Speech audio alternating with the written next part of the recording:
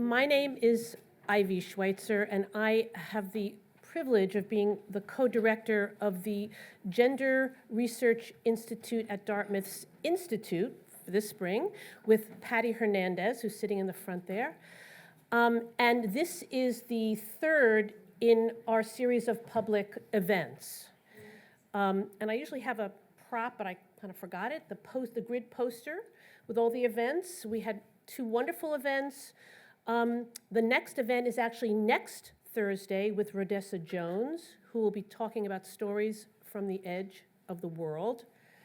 And the third event will be a screening of It's Criminal, the film that was made about the class that Patty and I co-teach, where we take students into local jails and drug rehabs to work with inmates and residents on a performance project, which we then perform for the community. The goal is to facilitate the voices of the inmates and the residents. And this film is 10 years in the making. This was the 2010 film. And we're going to, it had its premiere in LA at the LA International Women's Film Festival in March.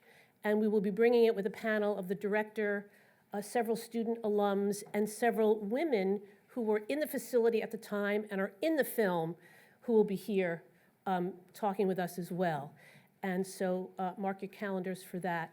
And I talk about that just to give you a little background for our third speaker, Dr. Gabor Maté. So just a little bit of background. Patty and I started to work with incarcerated people in 2004. We had students working with us on a volunteer basis, and in 2007, we started offering courses at Dartmouth for credit.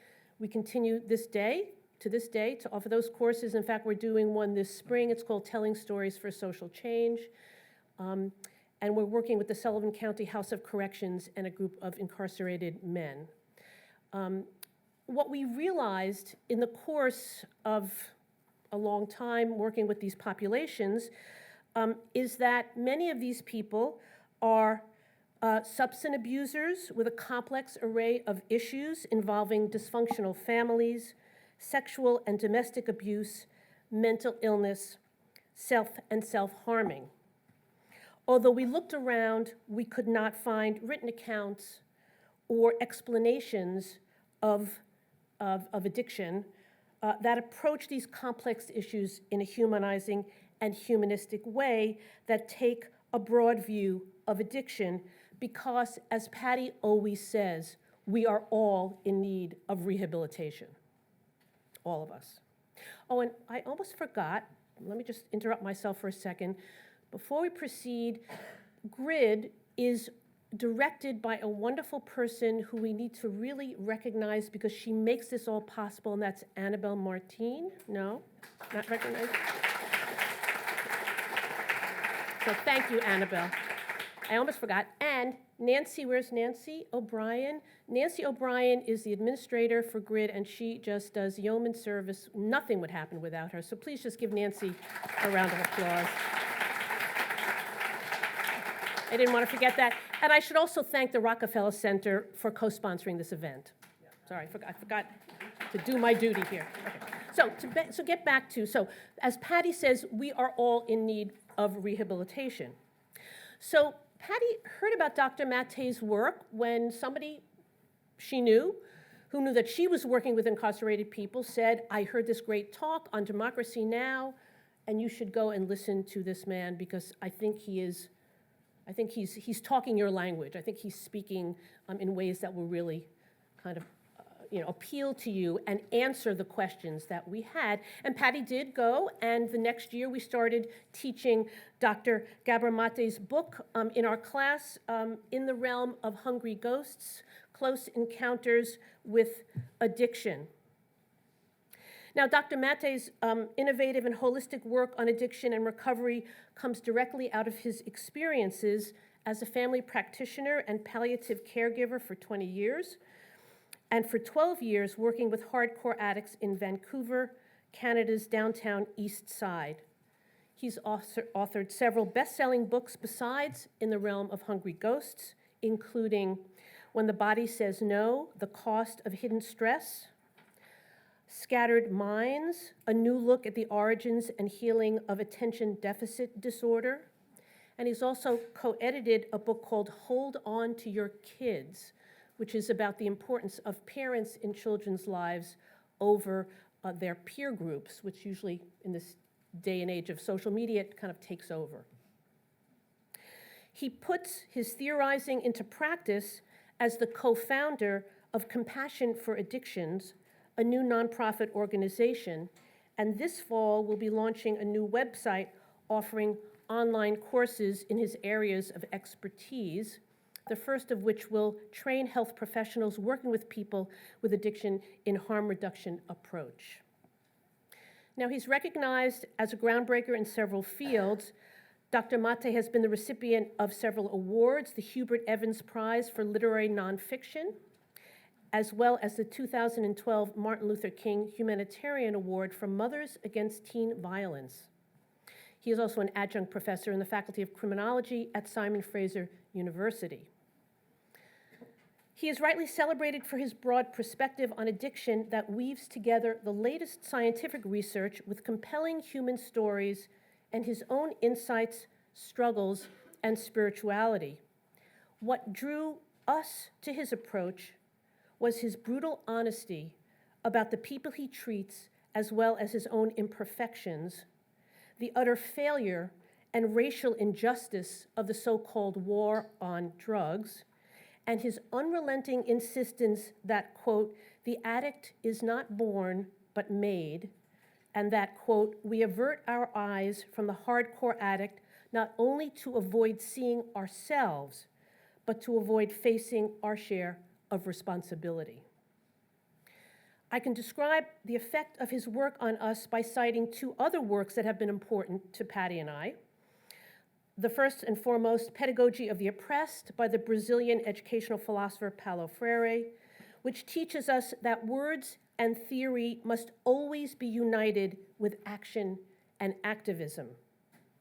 And Black feminist Bell Hooks's appreciation of Freire in her inspiring collection, Teaching to Transgress.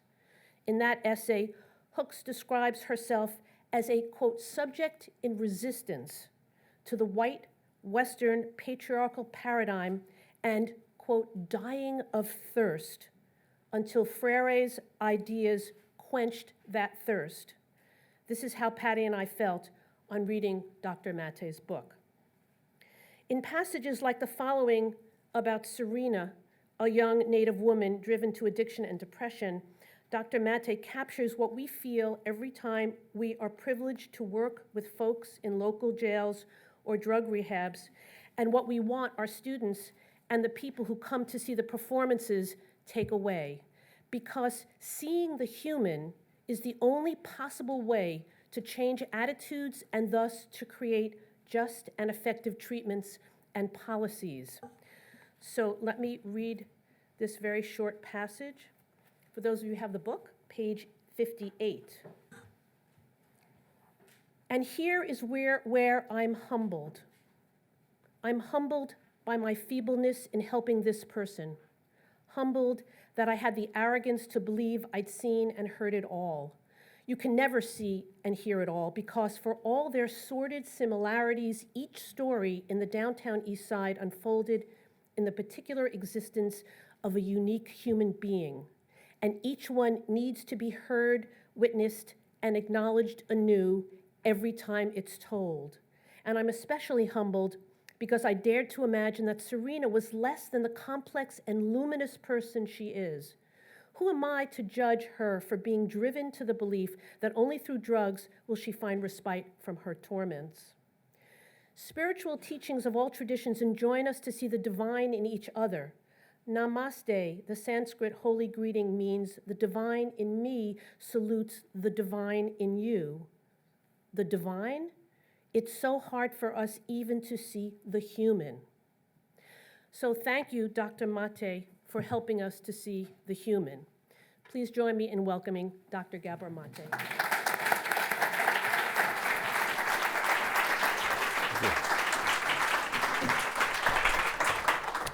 Well, thank you, Ivy, for that very kind introduction.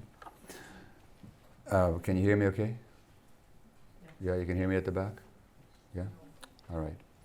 The young woman in that chapter that was just quoted, I call her Serena, I think her name was Patricia, and she died a month after the publication of the book. Just as I was on book tour, she died of a brain abscess caused by her HIV. You can read about her and her story in a chapter I dedicated to her, or devoted to her story.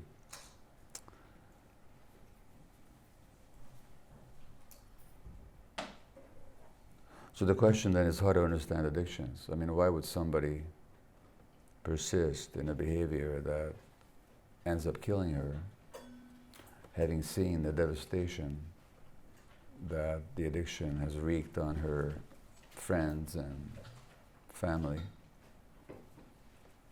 knowing of her own illness, resisting even getting tested to get her CD4 counts, the blood count that tells us about the activity of the HIV virus. And you can read her struggle and my struggle with her over that in that chapter. But why would somebody do that?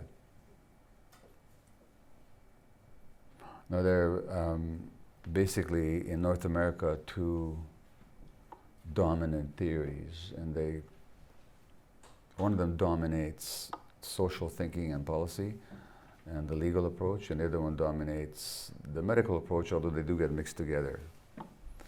The one theory is articulated most recently by your current Attorney General, Mr. Jeff Sessions, who recently said, "We need to say, as Nancy Reagan said, just say no. Don't do it. And our nation needs to say clearly, once again, that using drugs is bad.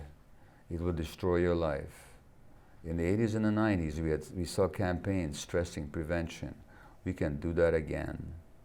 Educating people and telling them the terrible truth about drugs and addiction result in better choices by more people." Now, just how successful those prevention programs have been can be illustrated the fact that in your country every day between 130 and 140 people die of overdoses, which means that every month you have the equivalent of a 9/11 happening. That's how successful that approach is. That approach success can be gauged by what's happening here in New Hampshire, where the number of overdoses are quintupled in the last 5 or 10 years. It's exemplified in this article. Let me just look at it here.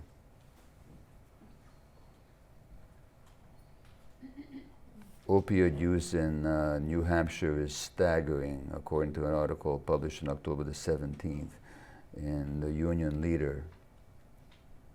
So that's how successful that approach has been, which your current Attorney General is now advocating so fervently. Welcome to the Middle Ages.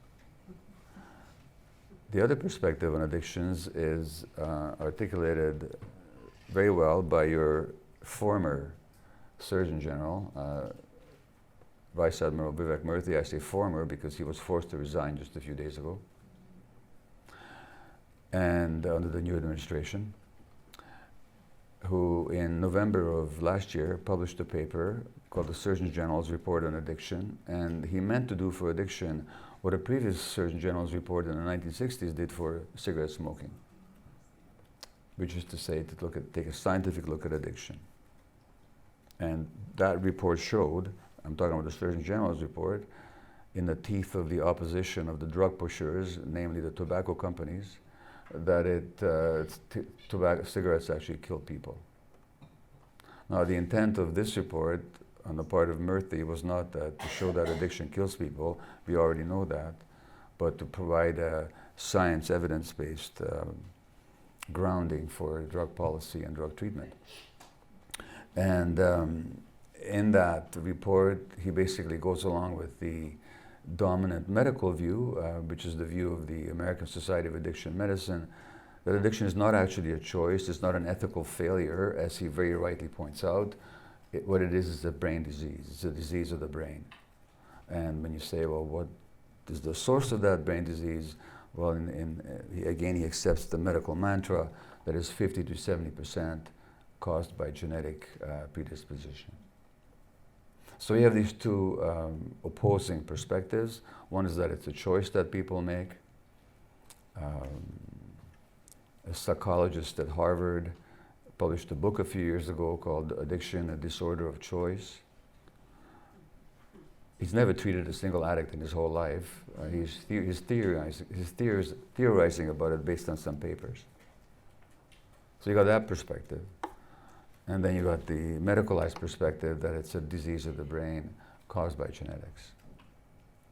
Now the two perspectives are very different. The second one is much more humane. It allows for treatment. It does not blame people. Surely you don't fault individuals for having inherited the wrong genes. It accounts for some of the symptoms that recur with addiction, and certainly it explains relapse in a medical context. And you don't blame people for relapsing into cancer, or rheumatoid arthritis, or multiple sclerosis, or depression. Why would you blame people for relapsing into addiction? So, compared to the choice model, it's much more humane, it's much more science-based, and it's much more germane for treatment. However, what the two perspectives ignore, what they share in common, is the reality about addiction. Now, let me give you a definition of addiction that's not in the least controversial. It's more or less the same as given by the American Academy of Society of Addiction Medicine. And addiction is manifested in any behavior that a person craves, finds temporary pleasure or reward in, temporary pleasure or relief in. So craving, temporary relief and pleasure, long-term negative consequences, and inability to give it up. That's what an addiction is. Now, notice that that definition says nothing about drugs. So the first thing we have to realize is, when we talk about addiction, we're not just talking about drugs.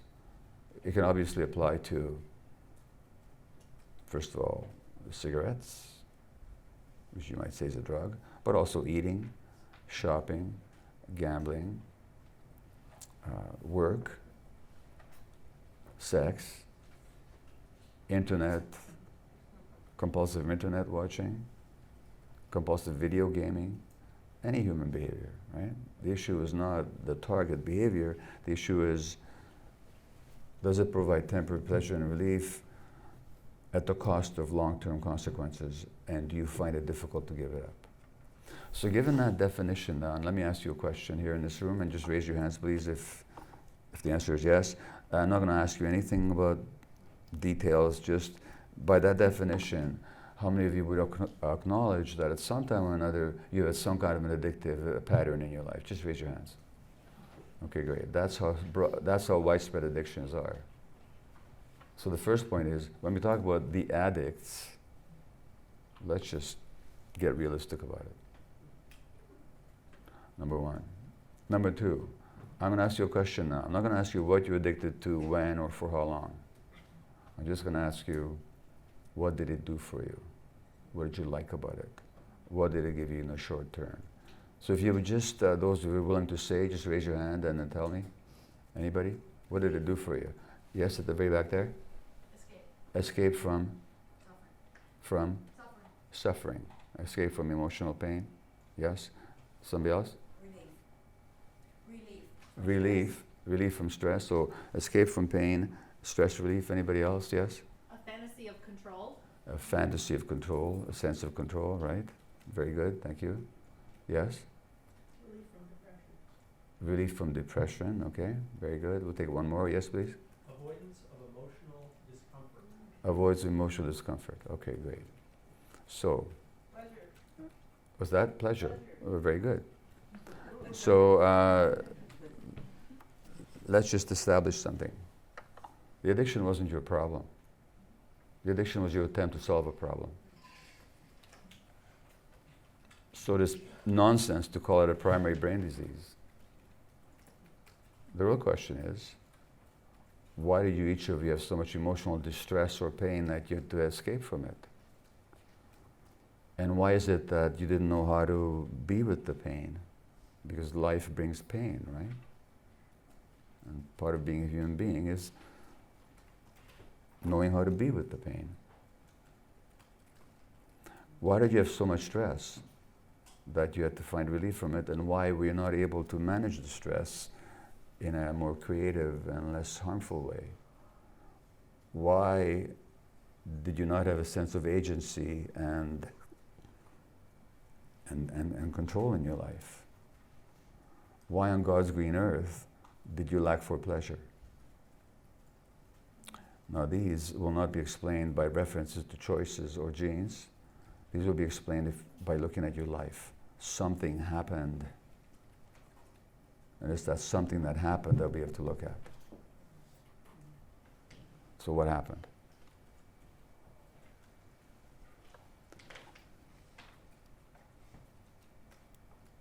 Now the only way to understand human beings, well, let me read you a quote here from somebody who knew what he was talking about a long time ago.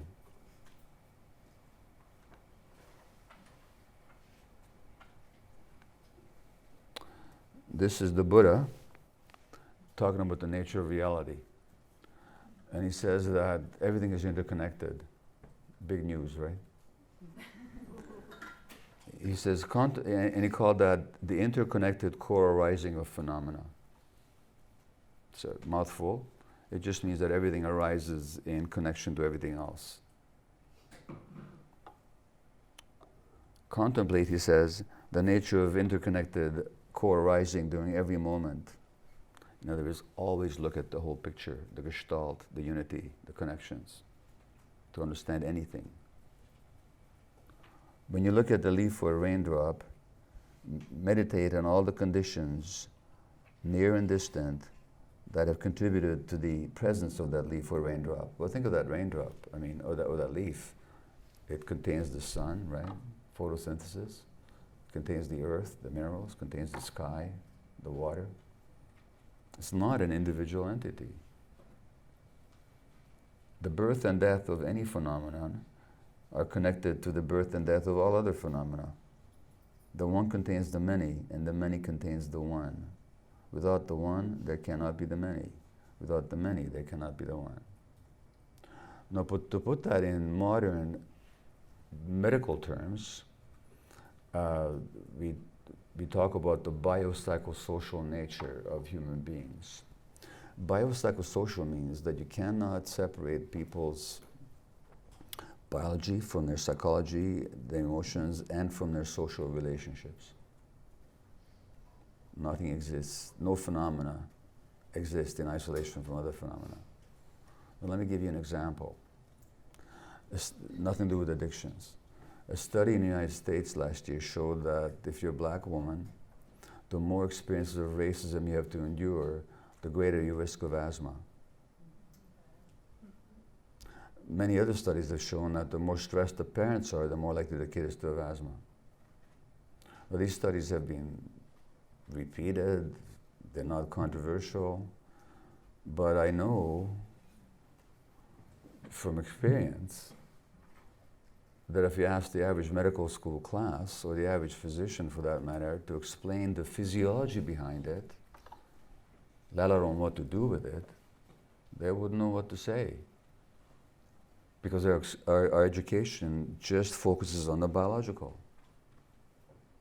We don't look at the psychological, emotional, and the social as they affect the biology. Now, it's very simple physiologically. Anybody here ever been treated for asthma? Anybody here? Yeah? What did they give you? Do you remember? Albuterol and steroids. Thank you very much. So albuterol is an inhaler that opens up the narrowed airways, and steroids suppress the inflammation in the airways. Now, albuterol is a copy of adrenaline. The steroids are a copy of cortisol. What are adrenaline and cortisol? Anybody know? Stress hormones. In other words, we're treating asthma with stress hormones. Should it maybe not occur to us that stress may have something to do with the onset of that condition? By the way, steroids are the commonest used medication all across medicine. We use the stress hormone in virtually every condition that we deal that has to do with inflammation. Which should tell us something about the nature of inflammation and its relationship to stress. And there's a lot of research on that. It's not even controversial. So, for example, people that had suffered childhood stress and abuse have higher risk of inflammation as adults. Why? Because human beings, and therefore they have higher risk of heart disease and cancer and autoimmune disease. Straightforward relationship. Because you can't separate the biology from the psychology and from the social relationships. It's the same in addiction.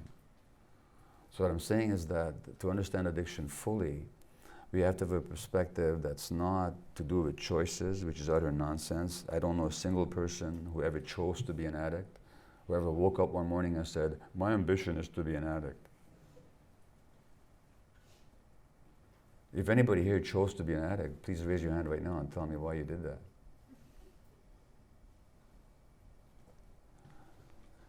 And we have to get beyond the disease model. And again, as I said, to do that, we have to look at people's lives in the context of their psychological and social relationships. Because yes, addiction does involve the brain, and we can show in brain scans that there are abnormalities in the certain key circuits in the addicted brain, which is, by the way, not just restricted to drugs. So there's abnormal functioning in any addiction. Therefore, to isolate drug addiction and to say, well, that's the problem. Well, yeah, it is a problem. But it's not the problem. And it's not separable from the general problem of addiction in this society.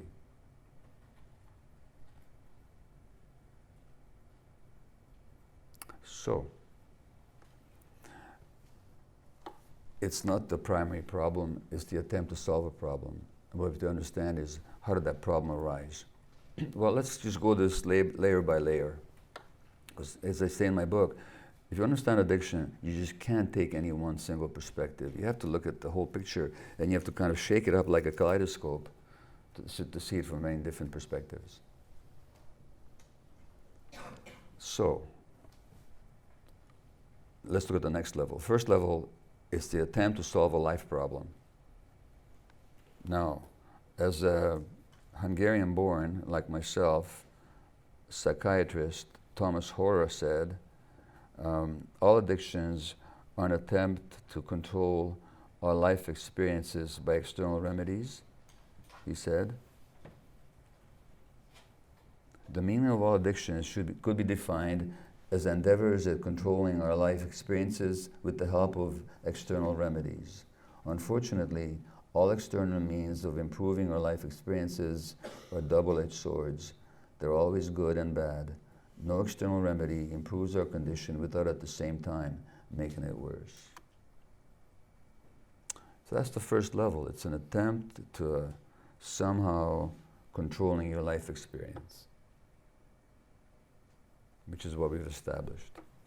On the second level, let's look at it from a more narrowly medical perspective. So I was diagnosed with ADHD, attention deficit hyperactivity disorder, in my 50s. I was a successful doctor, a family physician. I was the head of palliative care at Vancouver's largest hospital. I wrote a national medical column. How can this guy have ADD?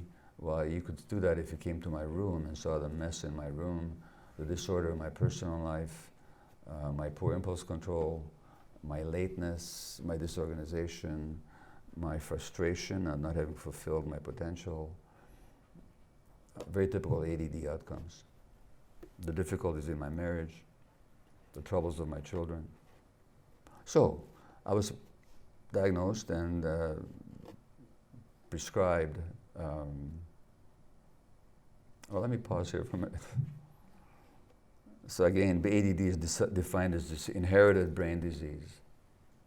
Utter nonsense. It's neither inherited nor is it a disease. I'll tell you what it is. It's not unlike addiction in that sense. The hallmark of ADD is this tuning out, the absent-mindedness, problem, difficulty, as your current president demonstrates very saliently, difficulty holding to a single thought in extreme cases, which he represents, by the way. Inattention. He's never read a book in his whole life. Now, and his biographer is describing as flitting about like a butterfly, one thing to another. That tuning out, that absent-mindedness, what is that about? Why do we have that capacity? Because it's a human capacity that we all have. Why do we have it? What's its function? Anybody? Yeah.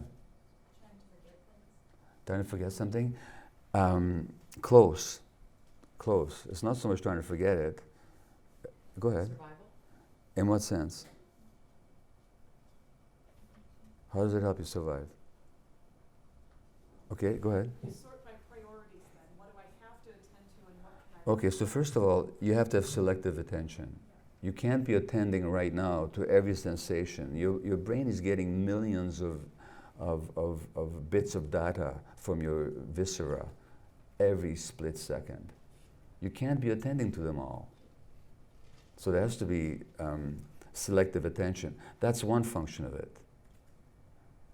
But there's another one, which goes back more to what somebody else said, forgetting difficult things. It's not about forgetting difficult things, it's enduring difficult things. If I were to stress you right, any one of you right now, let's say, Patty, if I were to stress you right now, become abusive towards you, just verbally, what would be your options? What could you do?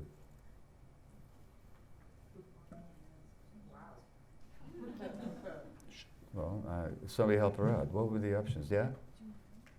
Go ahead. You would run away. You could just run away. You just get out of the room, right? I'm not going to sit here and listen to this guy assault me verbally like that. I'm getting out of here. That's one option, right? What's another one? Confront you. Sorry? Confront you. You could confront me. You could fight back. So flight or fight. Exactly. There's a third option. If you couldn't engage either one, but given that there were... No, we don't have to go there just yet. You don't have to go to Fiji just yet. There are several dozen people here in the room with you. What else could you do? You could ask for help. Now, you could ask for help. But what if you couldn't escape, fight back, or ask for help because the situation didn't give you those options? Now what would you do? Internalize. You wouldn't do anything. Your brain would do something. You disassociate so that you wouldn't be overwhelmed. So it's a coping mechanism for stress, is what it is. Now, how it becomes a medical condition, I'll tell you about in a little while. But it's meant to be a temporary thing, not a long-term thing. So the problem happens when coping mechanisms that are meant to be there temporarily become long-term. In other words, where they go from being a temporary state to a long-term trait. Let me quote you from an article published by the American Academy of Pediatrics in the Journal of Pediatrics, which is their official journal. The article is from the Harvard Center on the Developing Child, published in 2012. It's one of these seminal articles that's published in a major journal and makes no impact whatsoever on medical practice. So here's what they say. Growing scientific evidence demonstrates that social and physical environments that threaten human development because of scarcity, stress, or instability can lead to short-term physiologic and psychological adjustments that are necessary for immediate survival and adaptation, but which may come at a significant cost to long-term outcomes in learning, behavior, health, and longevity. In other words, the way that young children adapt to stress in their environment helps them endure that stress, but those same coping mechanisms become source of pathology, learning problems, and health problems later on. And that's just the question, how does that happen? And what conditions engender those coping mechanisms? So in any case, I was diagnosed with ADHD, And I was prescribed dexedrine, which is a stimulant, which elevates the level of a chemical in the brain called dopamine. That really helped me. I became a much more efficient workaholic for several years. And it helped me write a couple of my books. Didn't do anything for me in terms of personal development, but it certainly helped me get things done. Now, what else elevates dopamine levels? Well, all the stimulants do. And I'll be telling you about dopamine in a little while. Cocaine does, crystal meth does, nicotine does, caffeine does. So I was talking to somebody at lunchtime today who told me that when they did, I think it was cocaine, instead of getting all hyper like a lot of people do, they calm down. They can get things done. When somebody tells you that, what are they telling you? They're telling you, first of all, they're handing you the diagnosis on a platter. They're saying, I got ADD. And about 30% of stimulant addicts, according to the studies, are actually self-medicating ADHD. And what I'm saying about addictions is, very often they're self-medications. And it doesn't have to be with drugs. Because when I had my addictive behaviors, really, in the midst of those behaviors, I was very focused and present. No ADD then at all. My memory was perfect because those activities also elevate dopamine levels in the brain, just like the cocaine or crystal meth does. So, self-medication. People self-medicate ADHD with pot, with cannabis, because it calms the hyperactive brain, or with alcohol. People self-medicate anxiety with cannabis, with opiates, and with tranquilizers. People self-medicate depression. Cocaine, like Prozac, elevates serotonin levels in the brain temporarily. So people self-medicate depression with addictions.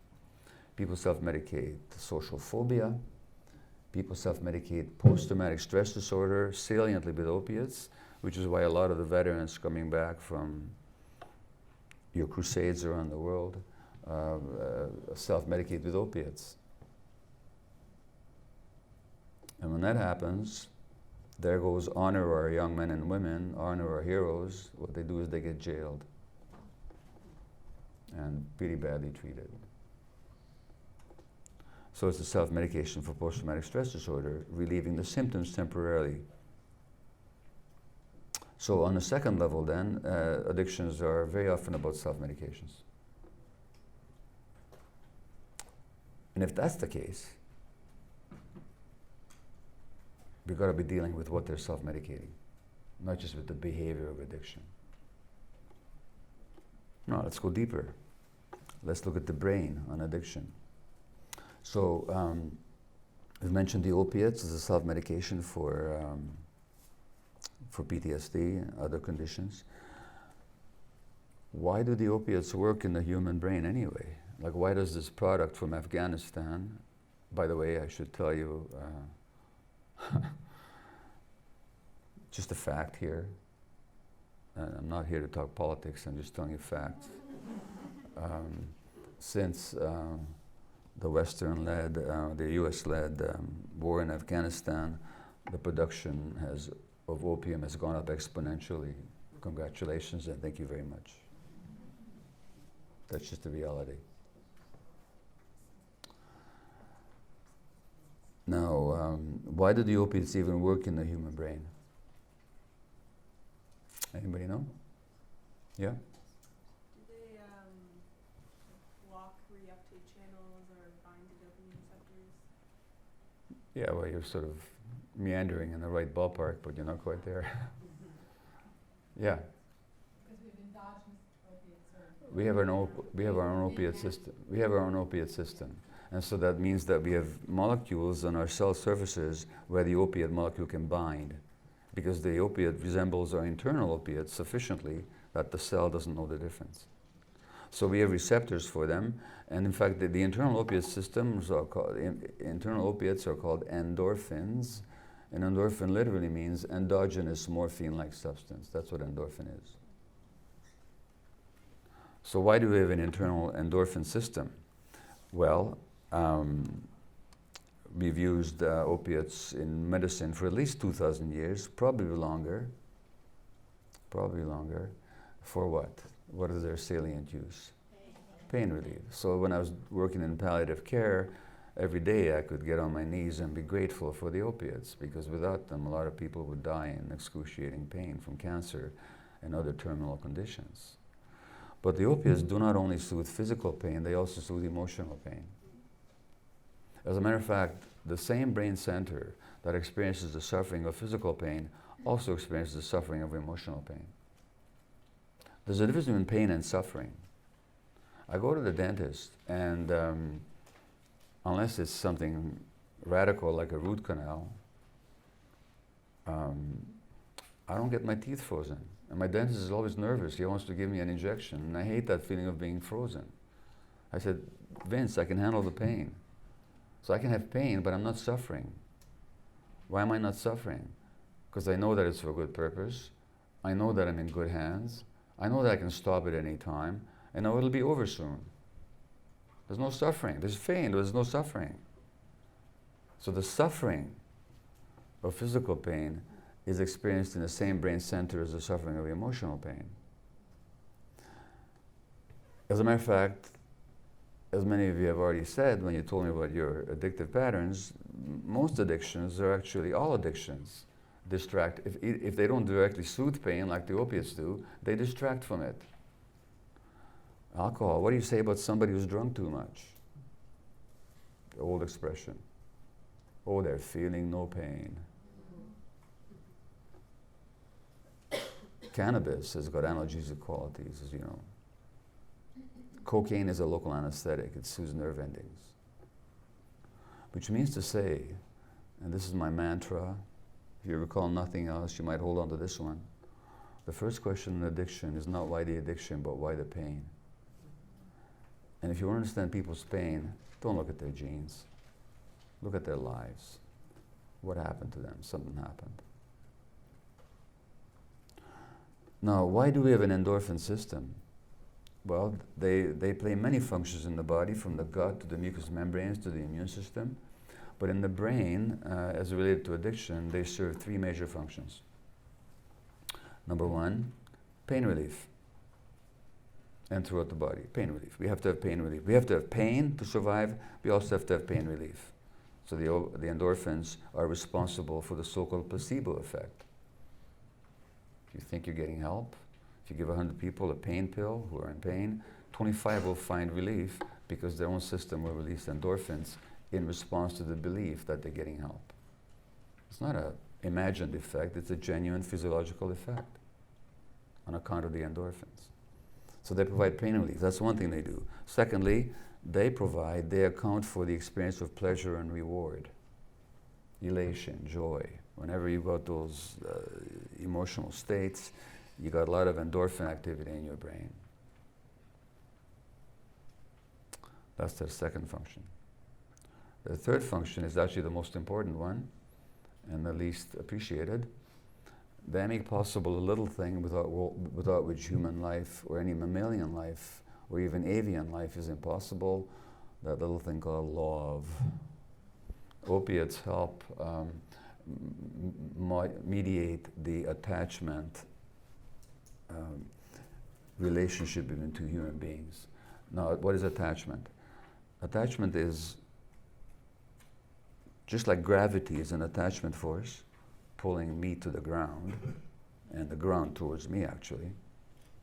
Attachment is a psychological force that draws two people together for the purpose of being taken care of or of taking care of. Now, when I say life is not possible without it, well, think of a human infant. Just how long would they survive without that attachment drive? And it's the endorphins that help to, not by themselves, but they're important in mediating that attachment drive. So the attachment drive is the strongest biological drive that we have, for the reason that without it we don't survive. So there was a very great man who died this week. His name is Dr. Jaak Panksepp. And he was a neuroscientist and he worked with animals. We owe him a lot. And it was he that showed in a laboratory that if you took little mice and you knocked out, if you genetically knocked out their endorphin receptors, these little mice would not cry for their mothers on separation. Now, what would that mean in the wild? If they were separated in the wild from their moms and they didn't cry for them, what would that mean for them? Their death. That's how important the opiates are. So, I would like to ask Mr. Sessions, if a human being has come to the conclusion, for whatever reason, that without this particular substance, they will not experience pain relief, pleasure, reward, or a sense of belonging, how are you going to take that away from them? Put a sign on the highway, just say no. Just say no to pain relief. Say no to pleasure and relief. Say no to human connection. As one sex trade worker told me, the first time she did heroin, she said, it felt like a warm, soft hug. Now, I mentioned dopamine. Dopamine is the incentive motivation chemical. Without that, we're listless, lack vitality. We don't do anything. In fact, we can't live. So dopamine flows when you're exploring a novel object or a novel environment. Dopamine flows when you're seeking food or seeking a sexual partner. In any activity that involves motivation, incentive, you have to have dopamine functioning. And all the addictions activate dopamine functions. The stimulants, drugs, most directly, but not exclusively. So you tell a human being who without that particular behavior or substance feels no vitality, no incentive, no motivation, no sense of being alive, just say no. So that's the second brain circuit involved in addiction. The third one somebody already mentioned, when you're stressed and you don't know how to regulate your stress, addiction is one way. Now, I mean, we're meant to be stressed because if I was being abusive towards Patty, she'd have to be stressed. Stress means that her emotional apparatus in the brain would trigger the hypothalamus, which is a gland in the brain, and which controls the autonomic nervous system at the same time, to actually begin a cascade of neurological and hormonal influences that would result in the release of the stress hormones, adrenaline and cortisol, that would help her escape or fight back. So we have to be stressed. Stress is not a bad thing. It's necessary for life. But if we're stressed chronically, now we're in trouble. Because those same stress hormones can ulcerate your intestines, thin your bones, give you osteoporosis, make you depressed, give you heart disease, and suppress your immune system so you're more prone to have cancer. And then we end up using the stress hormone to, when people's stress system has run out, we give them extra stress hormones to keep their bodies from being too inflamed. And in a nutshell, there's the story of a lot of heart disease and autoimmune disease and cancer. Only we don't connect those to people's lives. That's in my book, When the Body Says No. So we have to have stress regulation. And the addict doesn't have it. Those circuits have not developed. There has to be a way of dampening the stress. Otherwise, it'll kill us. Again, helpful in the short term, negative in the long term. So addicts use the addictions to regulate their stresses, to lower their stress levels, which then immediately raises a question. Let's say a bunch of geniuses were together in Washington, or in Ottawa in the case of my country, and they were trying to figure out, what should we do about addiction? Well, all the research shows, which it does, that stress is the biggest driver of addictive relapse. So these geniuses then come together and they say, hey, I got it. Let's stress people. Let's ostracize them and exclude them and criminalize them and suppress them and judge them. Surely that will help. Which is the logic behind the war on drugs. Which there isn't a war on drugs. You can't make war on inanimate objects, just a war on human beings. And which human beings, I'll tell you about in a minute. So the stress regulation circuits don't work. And finally, impulse regulation. So impulse regulation is important for human life. I mean, I may have an impulse, a sexual impulse, or a kind of behavioral impulse, or now, you know, one of the hallmarks of ADD, by the way, is poor impulse control, which means that if you're an ADD male, really dysregulated, you might have this impulse to grab women by their crotch. You might even talk about it and boast about it publicly, which in this country gets you elected as president. So lack of impulse control. Now there's nothing wrong with the sexual impulse, but there's something wrong with acting it out in certain situations. But that's okay, because here in my brain, your brain, there's a part of the brain, I'm pointing to it actually, it's called the right orbital frontal cortex, whose job it is to regulate impulses. In other words, the cortex doesn't so much initiate behaviors as to inhibit, it inhibits them. The impulses arise from the lower brain centers. The cortex says, no, not right now, not here.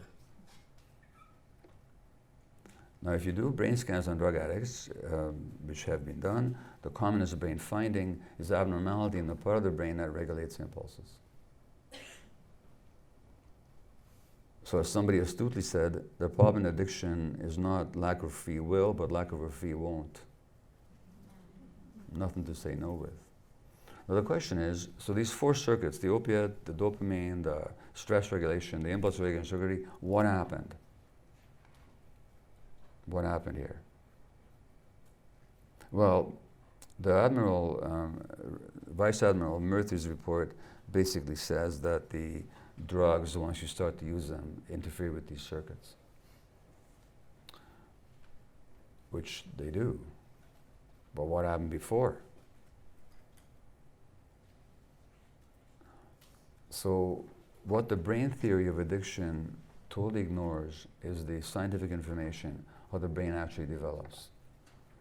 And it turns out that the human brain develops an interaction with the environment. So which circuits develop physiologically, biochemically, which systems get coordinated and which do not, depends very much on the environment. So if you take a child with good genes and good eyes and you put him in a dark room for 5 years, he'll be blind thereafter for the rest of his life, because the circuits of vision require light waves to stimulate them. If there's no light waves, the brain says, why should I develop visual circuits? I might as well put that energy into hearing or touch or smell. So it's the environment that triggers the genes to create the proteins that lead to the development of brain circuits. So I'm going to quote you now from the same Harvard article, from the Harvard Center on the Developing Child, Journal of Pediatrics, 2012, in which they not so much break new ground as they summarize, they collate the research that has been extant for a couple of decades now and is being added to all the time. The architecture of the brain is constructed through an ongoing process that begins before birth, continues into adulthood, and establishes either a sturdy or a fragile foundation for all the health, learning, and behavior that follows. Now, they didn't say some of the health. They said all the health, learning, and behavior that follows. And they said the architecture of the brain is constructed through an ongoing process that begins before birth. Now, what does that mean? That means that the emotional experiences of the moment during pregnancy are already having an impact on the brain of the developing child.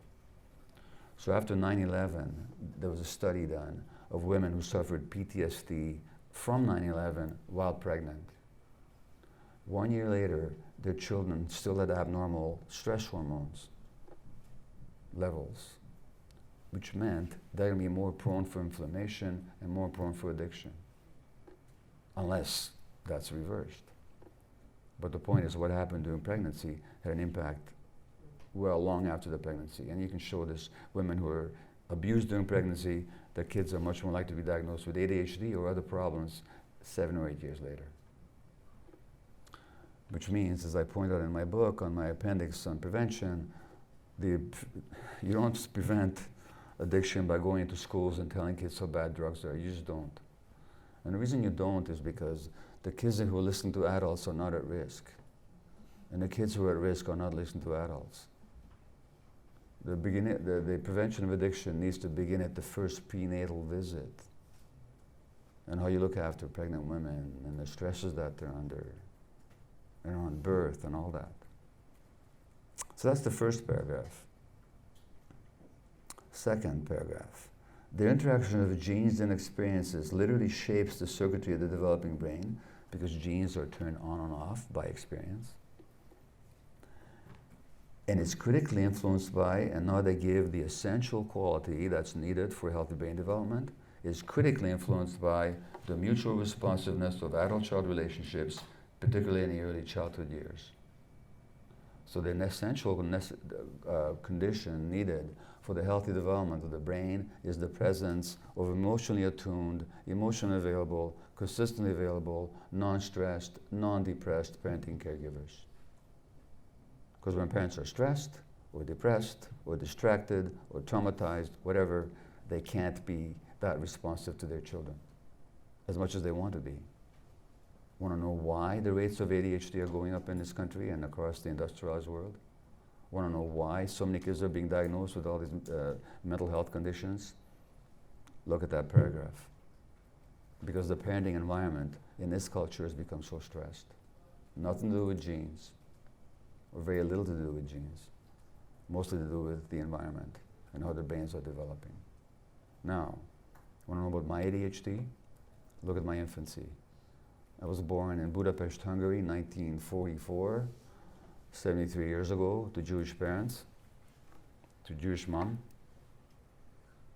My father was away in forced labor, and at 2 months of age, when I was 2 months of age, the German army occupied Hungary, which at that time was the only Eastern European nation where the genocide had not yet exterminated the Jewish population, and now it was our turn.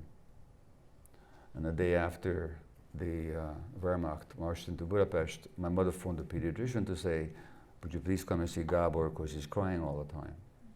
And the doctor said, sure, I'll come, but I should tell you, all my Jewish babies are crying. Now, of course, what did I, as a 2-month-old, know about Germans and genocide and Hitler and all that? Nothing. What was I reacting to? My mother's stress levels. At the University of Washington in Seattle, they did an EEG study, electroencephalograms of 6-month-old infants whose mothers were depressed, postpartum depression. Comparing them to the EEGs of infants of mothers who were not depressed, you could tell from the child's electroencephalogram whose mother was depressed and whose wasn't. The mother's emotional states program her capacity to respond to the child, program the child's brain circuitry. So, I'm going to read you a paragraph here. The child is very open and can feel the pain and suffering going on in its immediate environment. The child is aware of its own body and can also feel the rigidity and pain in the body of the mother of anyone else he is with. If the mother is suffering, the baby suffers too. The pain never gets discharged. Now, could I fight back as a 2-month-old? Could I escape? Could I ask for help? And we lived under German rule for the first year of my life. You can imagine my mother's mind states, especially after her parents were killed in Auschwitz, and she didn't know if my father was dead or alive. Now that's an extreme situation, I grant you, but it doesn't have to be that extreme, as I'll tell you in a minute. What does an infant do with that? Well, there's a very limited number of brain defenses available against that much stress. One of them is to tune out. But when am I tuning out? When my brain is developing. When every second, literally every second, millions of connections are being made in the brain. When dopamine circuitry is developing, you take infant monkeys, measure the dopamine levels, separate them from the mothers, measure it again a week later, way down. This is how the addicted brain and how the mentally challenged brain develops. What about my children? 2 of them were diagnosed with ADHD. There it is, it's genetic. Really? When my kids were small, their father was a workaholic doctor. Now, why was I a workaholic doctor? Because what message did I get as an infant? I got the message that the world didn't want me. Why did I get that message? Because my mother was so unhappy. Now, infants and children are narcissistic.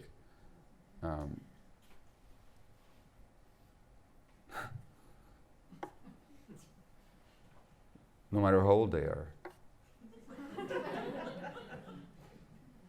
Because it is a question of development. And when you're narcissistic, you really think it's all about you.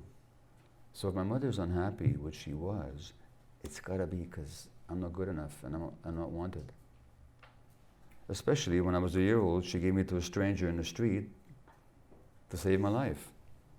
And I didn't see her for a month, or about 3 or 4 weeks, I should say.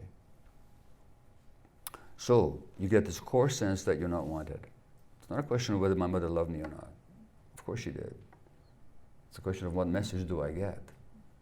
Well, how do you compensate for not being wanted? One wonderful way to compensate is to go to medical school. Now they're going to want you all the time. And the more they want you, the happier you get, and the more addicted you get to being wanted. What message do my kids get when I'm not at home? Or if I'm at home, I'm depressed. But when I'm working, I'm all fired up and I'm always answering the beeper. And how is that for my wife? So they grew up in a stressed environment. How do they deal with it? They tune out. Their brains develop in a certain way. This is how we pass on trauma from one generation to the next without meaning to, just automatically. And this is why things run in families, not because of genes. Now, what do we find when we look at addicted populations? Well, in the downtown side of Vancouver, which is, you might say, is ground zero for addiction in North America, because we have more addicted people there in a few square block radius than in any other small area of North America. It's also where we have North America's first supervised injection site, where people actually bring their drugs and they inject under supervision. I was the doctor there for a couple of years. What did we find? Well, in 12 years of work there, I did not have a single female patient who had not been sexually abused as a child. Not one. All the men had been traumatized, but 25–30% had been sexually abused or abused in another way. Now, this is the conditions under which the brains developed. This is also what gave them the pain. Not why the addiction, but why the pain. That's why the pain. And what do we find if you look at large population studies? The same thing. The adverse childhood experiences studies, the ACE studies. Now let me just ask how many of you are familiar with them? 1, 2, 3, 4, 5. Okay, the ACE studies. Look, for God's sakes, look them up. Adverse childhood experiences studies, ACE studies, done in California, 15,000 adults, largely Caucasian, but half of them university educated. The more adversity the child had, exponentially the greater risk of ADHD, of addiction, mental illness, autoimmune disease, everything under the sun. Specifically with addiction, it was exponential. What's an adverse childhood experience? Physical, sexual, or emotional abuse. That's 1 point for each of those. And they rarely just come in singles, they come in bunches. Violence in the family, a parent being addicted, a parent being mentally ill, a parent being jailed, a divorce, neglect. For each of these, the risk of addiction goes up exponentially. For reasons that, on account of what I told you about pain and the brain development, should be obvious. In other words, the source of addiction is trauma. It's that simple. And trauma is not a word, by the way, that's mentioned in medical schools. Literally, it's not. Go down to the medical school in your university here and ask them how many lectures they get on trauma. I'm talking about emotional trauma. I'll guarantee you not a single one in 4 years. Ask them how many lectures they get on brain development. what I've just given you here. I guarantee you, not a single one.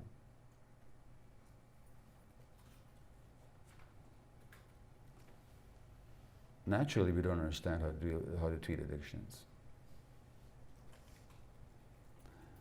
Now, I'm going to have to stop because I want to leave sufficient time for questions and arguments and comments. Let me just make the point again that in all addictions, it's the same brain circuits. So it doesn't matter whether it's addiction to a drug or to work or to gambling or whatever it is. Trauma does not have to be the overt big T trauma. It's sufficient that if a mother is depressed when the child is young, it's sufficient that the parents are too stressed themselves to attend to the child. They're not being abusive, they're just being inattentive or emotionally unavailable. Just as if you're growing a plant in your backyard, you could hurt it by cutting it or poisoning it, but how else could you hurt it? Just by depriving it of irrigation or minerals or sunlight. It's the same with human children. Now, does somebody have a copy of Hungry Ghosts here? Yeah, can I just borrow it? Thank you. So, maybe I'll talk about drug policy and treatment during the question period if anybody asks. Well, let me read you just one paragraph here from the book.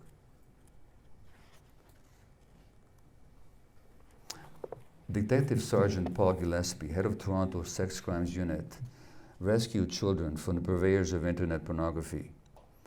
As the Globe and Mail, a Canadian newspaper, reported on his retirement from police work, 6 years at that job had not inured him to the horrors he witnessed. Paul Gillespie, the article says, still can't get used to the sounds of crying and pain in the graphic videos being raped and molested that he has seen all too often on the web. It's beyond horrible to listen to the soundtracks of these movies, said Canada's best-known child porn cop. But it is the silent images of desolate children that tear most at his heart. They're not accepting, they're not screaming, just accepting, he said, of the infants captured in these pictures. They have dead eyes. You can tell that their spirit is broken. That's their life. Now the dead eyes, what do they mean? It's another brain defense. You just shut down your emotions because it's unbearable. You push them down. What's another word for pushing something down? Depressing. What do you think depression is about? Not an inherited brain disease. It begins as a coping mechanism.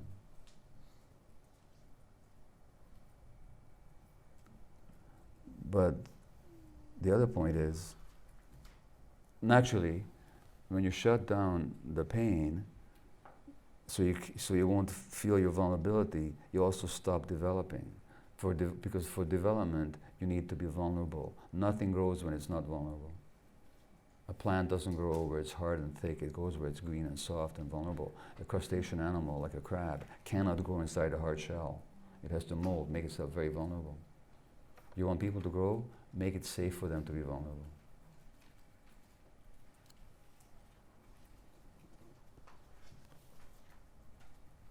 But the second point is, if the same compassionate cop had transferred to the drug squad, who do you think he'd be chasing in the streets? The same kids that he didn't rescue. And there's your drug policy in a nutshell. We fail to protect young children. We stress their parents. We don't deal with trauma. And then their brains develop in a certain way, and then they turn to certain substances that arbitrarily we've declared to be criminal activities. It's quite okay to kill yourself with cigarettes or alcohol. Not okay to do that with heroin. So we've permitted them socially to be abused, and then we punish them for having run away from their pain by using those particular substances. And for that reason, you have millions of people in the jails in your country. So that you probably know this because President Obama said this in a speech. But I'm very glad to see he's doing so well. There was a report in the New York Times this morning. He's going to speak to a Wall Street firm and get only $400,000 for an hour-long speech, which I think you're getting me very cheap here, actually. But I was worried. I was worried about him, how he's going to make it after the presidency. But it looks like he'll be okay. But as he pointed out in one of his speeches, the Americans make up 5% of the world's population, 25% of the world's jail population. So in the world, every fourth person, every fourth or fifth person in jail is a citizen of the land of the free. That's as much sense as our drug policies make. When it comes to treatment, this will be my final point. The good news is that the brain can develop even later. People can heal. That's a capacity inside all of us. But we don't need to be punished. We don't need to be ostracized. We need to be dealt with compassion and understanding. And we need to heal the trauma that underlies the addiction.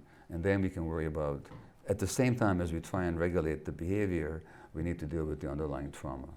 Because if we don't, all that happens is you're going to go from one addiction to another. You might give up your drinking, but you'll eat a lot. You might give up your smoking, but you start drinking. You might give up this, and you end up acting out sexually. Something's going to happen. Because the addiction process is the same. The targets can be different. So I'm going to, and by the way, we use this word recovery for the word healing from addiction. What does it actually mean to recover something? What's the word mean in English? What do you do when you recover something? You get it back. Which means to say that whatever you got back wasn't destroyed in the first place. If it was, you couldn't get it back. And those of you that have recovered, if you have, what did you find again? Self. Yourself, exactly. Which means that there's a true self that was never destroyed, never damaged, couldn't be damaged or destroyed. And you got it back. So to complete my talk here, I'm going to quote from the Catholic monk Thomas Merton, who said, in order to gain possession of ourselves, we have to have some confidence, some hope of victory. And in order to keep that hope alive, we must usually have some taste of victory. We must know what victory is and like it better than defeat. Which means that if we want people to recover, we have to hand them that taste of victory, which means to see them as a human being so they can see themselves as a human being. And now they can start healing. So that everything we're doing, socially and legally, and in the treatment industry, which just focuses on the behaviors, never even looks at the trauma, never even considers that there's a real essential human being in there. It's just all about the behavior. No wonder we're failing so spectacularly. And on that happy note, thank you very much.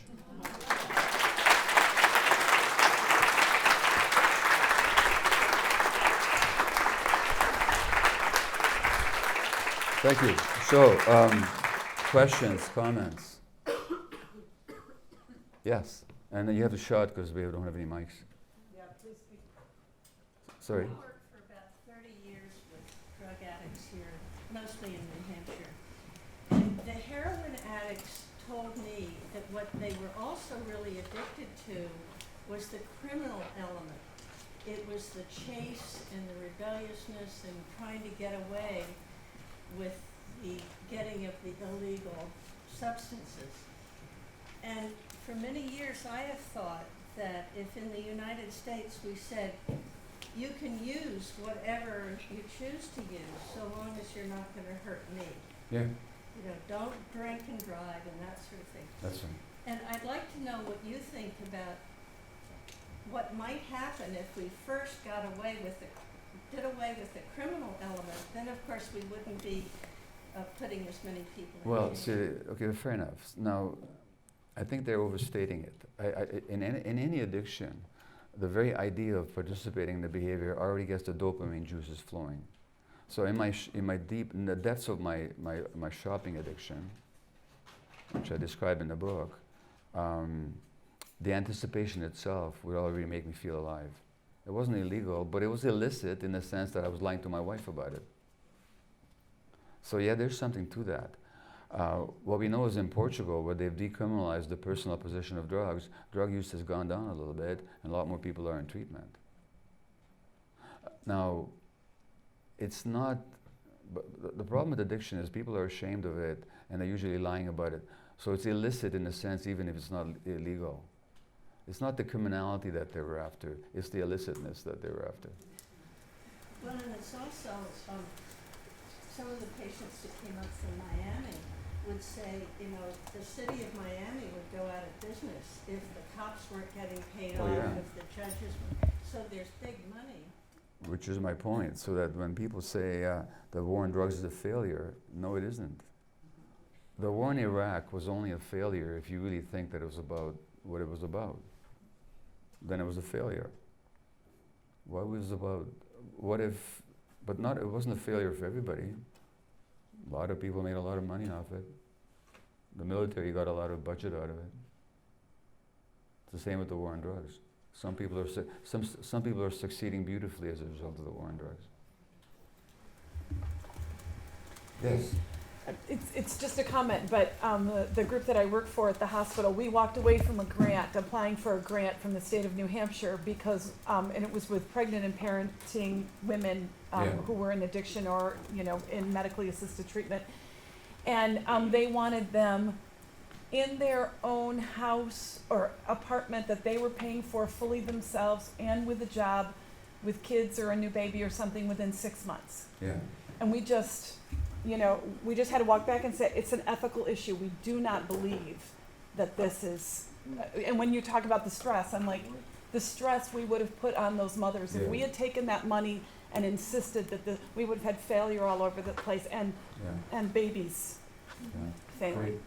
And this was, you know, the state thought that was a good idea, so. Yeah. Any other questions or comments? Yes? I wonder if you could speak a little bit about enabling, just the stigma against enablers and how So- that fits into the conversation. So what is enabling? Because I mean, everybody uses that word differently, so how are you using it right now? I have a friend who is an addict and he comes to drink with me. And for months, I didn't know that he was trying to quit. And now that you do? And now that I do, I'm in a position of having to make a rule or not make a rule, or decide it's okay for you to be in this vulnerable place with me, even though our other friends don't want you to be in that place. And my other friends consider me as an enabler because I might not be drawing the same lines or making the same rules that they are. Yeah. That's a tough one. In general, I think, if you're going to make an error, err on the side of compassion. You didn't make him into a drinker. You're not going to stop him from being a drinker. But it's a question of what's it like for you? What is it like for you, being with him when he's drinking and you know that it's bad for him? What's it like for you? I prefer to see him as a human being, and that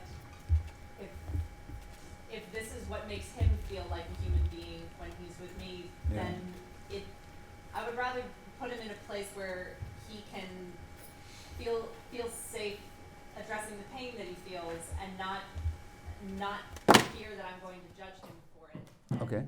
then the reverse. Well, that's what I mean. If you're going to make a mistake, make it on that side. Yeah. It's a whole lot better. You didn't cause his alcoholism and you're not going to stop it. He can, and maybe if you get some compassionate friendship. Now that's, however, you got to watch that one, because you might very easily veer into caretaking and kind of, that's enabling. And you'll be doing that at your own expense. So you got to really, as long as you're really clear on that one, where you're coming from, I won't argue with you.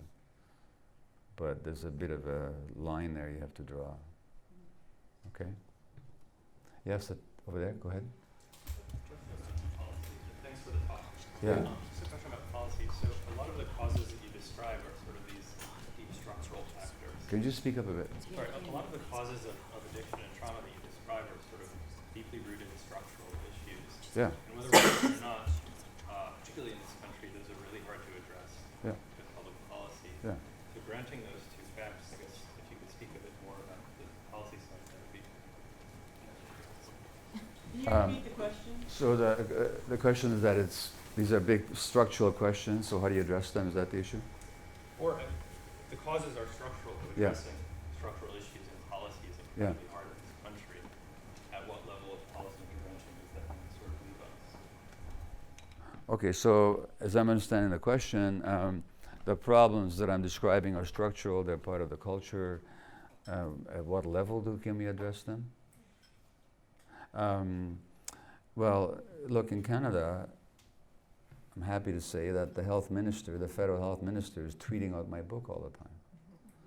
And it's quoting it, which is a great step forward. I don't expect that to happen in your administration right now. I mean, we're rapidly taking giant steps backward right now. You address it at whatever level you're functioning at. So on the local level, for example, it's nuts that you don't have supervised injection sites here.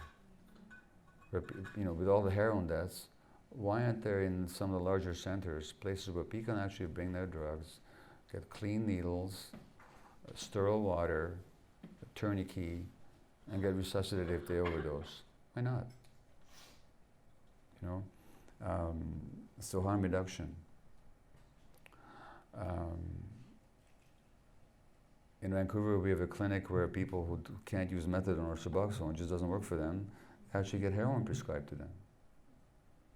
Now that means they're not going to die in the street of a fentanyl overdose, because they're not buying some adulterated stuff that somebody spiked with fentanyl. So whatever level that you're at, you just deal with what the problem's immediately in front of you.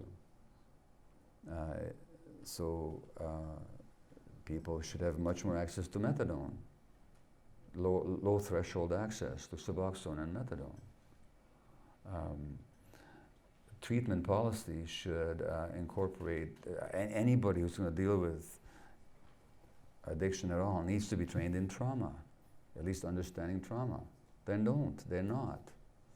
So there's multiple level approaches depending on where you're working, and if you're a policymaker, then for God's sakes, get educated. Base your policies on evidence. There's all kinds of evidence about treatment and harm reduction and criminalization and what works and what doesn't. But the last thing that politicians ever look at is the evidence. So just whatever level you're at, just do what you can. That's all I can say. I don't know if I'm answering your question, but that's the best I can come up with. Anybody else? Yes? Can you talk more about treatment, the best policies? Yeah, well, so treatment. So if I was running a treatment facility, first of all, no one size fits all. So there's 12 step screws, great for about 15-20% of addicts. But great, 15-20% is really good. But there's no one size that, so first of all, nobody should be coerced into any treatment. Nobody should be forced into a 12-step group. That's never how it was designed. You can't force somebody to admit that they're powerless. It's utterly meaningless. You're just making them powerless even more when you do that. Harm reduction should be a part of it because, again, no one size fits all. So some people, right now, like this person says, where you're at right now, there's so much pain in your life, you don't know what to do with it, you're going to use something. That's what you're going to do. Let's at least make it as safe for you as possible. That does not encourage anybody to stay or become addicted. It's utter nonsense, according to all the studies. But it's very helpful. Now, if you have a treatment facility, the treatment, first of all, once you've detoxed, so what? You get somebody, even if you can get somebody off heroin, now they detox and you kick them back into society. You haven't taught them a thing. You haven't helped them develop as a human being. You haven't taught them skills. You haven't helped them deal with their trauma, their self-loathing, their shame, their pain. and you throw back out, what's going to happen? They're going to relapse. So treatment facilities need to, once you get somebody off their drug, or even while they're still using, say methadone, start dealing with the other issues, the trauma that drove it in the first place, the lack of social skills. Get them out into nature. Get them out on the land. Get them cultivating a garden. Give them a sense of meaning and purpose. Of community and communality. A lot of compassion, a lot of patience. A lot cheaper than what we're doing right now. Yes? Can you give some like talking points? You talk about the one effective method is prenatal and early childhood. Yeah. So kind of how do we flip the conversation to how to treat an adult addict to where a nation needs to go with policy that will prevent addiction? Well, for one thing, you have to get civilized first. You know, as Gandhi was once asked about what he thinks about Western civilization, he said, "I think it'd be a good idea." And same with the U.S. You're barbaric when it comes to child policy. You have 6 weeks maternity leave. Biologically, it's a scandal. Biologically, that kid should be with the mother for at least 9 months, probably for 18 or 24 months. Daily, full time. Or a mothering parent of either gender, or any gender for that matter. So, first of all, support for prenatal women. Dealing with their stresses, not just talking about blood tests and ultrasounds, but actually what's happening in your life. Then, birth practices that traumatize infants, the medicalization of birth, the high cesarean section rate, all that stuff. I could go on and on about that. Then, if you're going to have kids in daycare, because the parents have to work, make sure the daycare, remember that this Harvard article says that the brain develops from before birth to adulthood. That means that the daycares and the schools and the kindergartens need to be in the brain development business. And what is the necessary condition for brain development? Responsive adults. Now, as in one of my books, Hold On to Your Kids, we point out, my co-writer and I in that book, children have this need to attach. They just do. They can't function without it. So does a duckling. Duckling hatches from the egg, imprints on the mother duck, if she's there. But what will the duckling imprint on if the mother duck is not there? Anything that moves, including a toy, which developmentally is a disaster because the toy can't bring up that duckling. Now, what are we doing with our kids? Throwing them into these daycares with poorly paid, undertrained staff. They don't see the parents the whole day. Who are they around the whole day? Other kids. Who do they imprint on? Other kids. Now you've got this ridiculous peer culture where kids are more related to each other than they are to adults. And we've given them the technology to keep it that way. So they go on Facebook where they have friends and where people like them. In other words, they're getting their attachment needs pseudo-met. Pseudo-met because nobody on Facebook really knows them. They just know the image that they portray. So we've got to get real about human needs. And it would cost so much less than what we're spending now. So if you're interested in those issues, I do suggest you check out all my books. But I only got 4 of them, so it's not terribly expensive. But particularly Hold On to Your Kids. And also my book on ADHD, which talks a lot about child development. But, pay attention to this Harvard article that was published 5 years ago. There's lots of information out there. Who's the author of that? Shonkoff, S-H-O-N-K-O-F-F, and a bunch of others. January, I think, 2012, maybe February. Yes?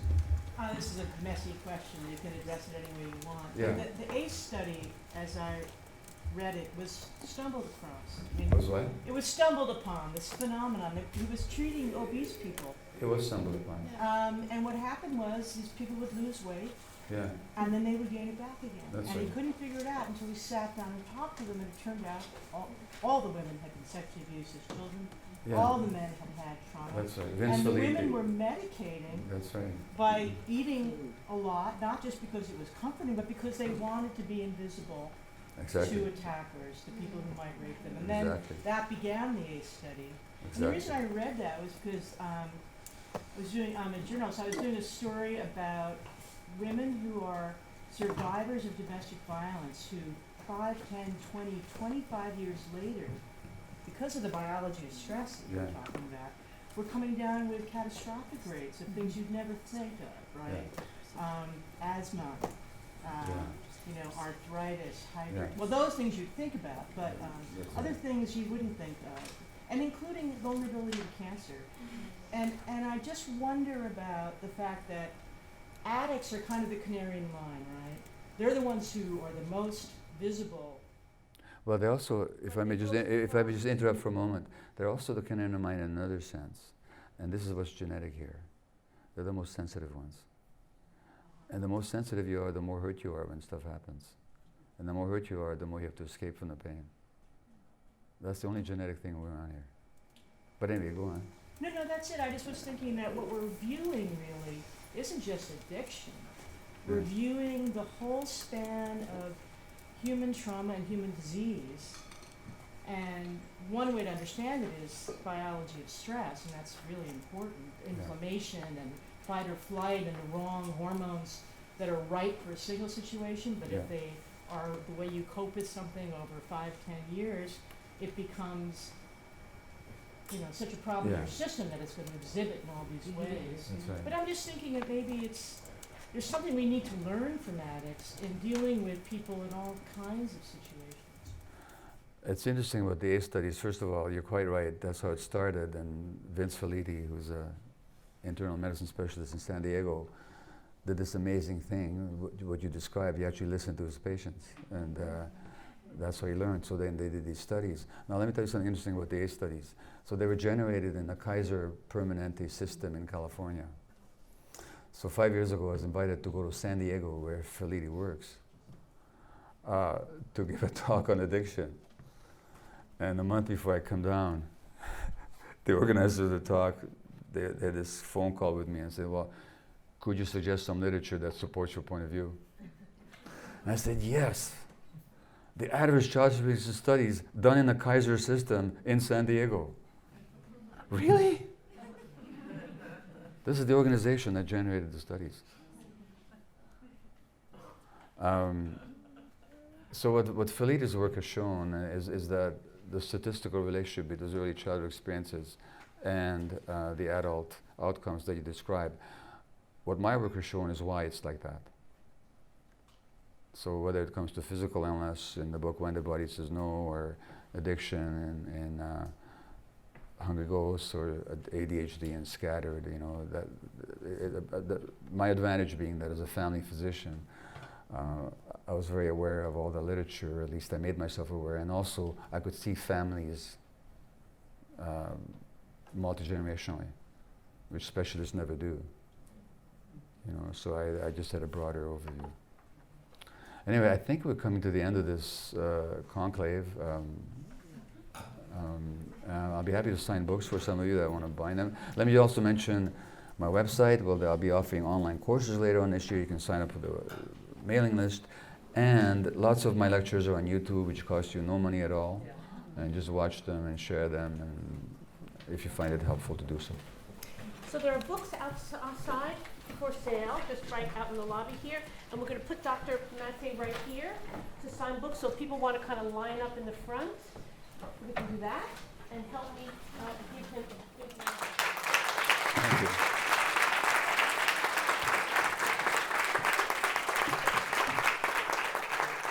Thank you.